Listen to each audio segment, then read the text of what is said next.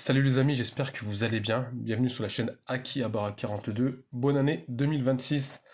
Donc là, je suis de retour avec une vidéo pour dénoncer les pratiques d'une société de gradation que vous connaissez bien en France, qui s'appelle PCA Grade. Ok. Donc j'ai envoyé des cartes sorties de display en août, display japonaise, donc c'est du récent. C'est des produits que j'ai envoyés et je vais vous montrer ce que j'ai reçu. Donc elles ont été sorties directement émises en top loader, première chose. Deuxième chose, je les ai sorties avec des gants et c'est des displays en fait, vu que je suis pro, que j'avais conservé. Et je voulais me faire un petit kiff en fait sur du drac au feu. Voilà, je vais vous montrer ce que j'ai reçu, hein. Il y a un petit peu de français aussi. Le français, pareil, il est sorti de booster le jour de l'envoi en fait. Donc j'avais tout protégé, etc. Voilà ce que je reçois. Donc on reçoit un Pikachu en 7.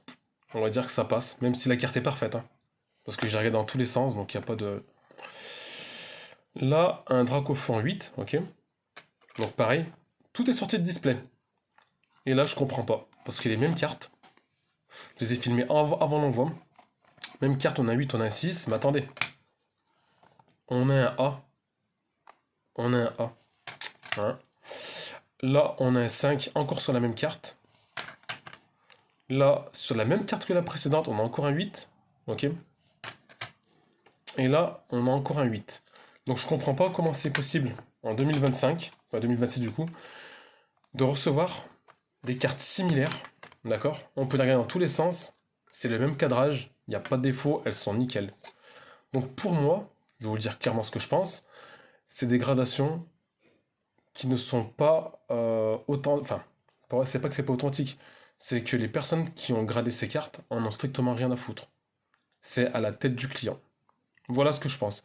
Quand je vois des youtubeurs qui vous sortent que du PCA 9,5 10, là je me retrouve avec des notes de merde, c'est le cas de le dire, ok.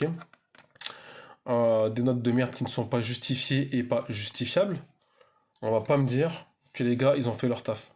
C'est du japonais, c'est du Jap récent. Et en plus, comme je vous dis, c'est sorti de booster et de display. Protégé directement. Donc là, il y a un souci. Il y a un souci de communication, il y a un souci tout court. Et pour moi, ouais, c'est du foutage de gueule. Parce que me retrouver avec du A, du 5 ou du 6, c'est simple, hein. J'ai fait cette expérience pour savoir si ce qu'on m'avait dit c'était vrai ou pas. Et en fait, je me rends compte que c'est vrai. Vous payez strictement pour de la merde. Vous payez pour de la merde. Tout simplement. Il n'y a pas de. Il y a rien d'autre à dire. Donc, moi, je vous déconseille bien sûr PCA. Délai d'attente 4 mois. J'ai envie de dire que c'est raisonnable par rapport à l'époque où je faisais grader et j'attendais 8 mois, d'accord? Donc on va dire que c'est devenu raisonnable. Mais au prix où vous payez, franchement, passez par d'autres sociétés ou ne faites plus grader parce que j'en vois plus l'intérêt. Ouais, les boîtiers sont cool, c'est sympa. Ça rend fun pour la collection, mais c'est des notes bidons, aléatoires.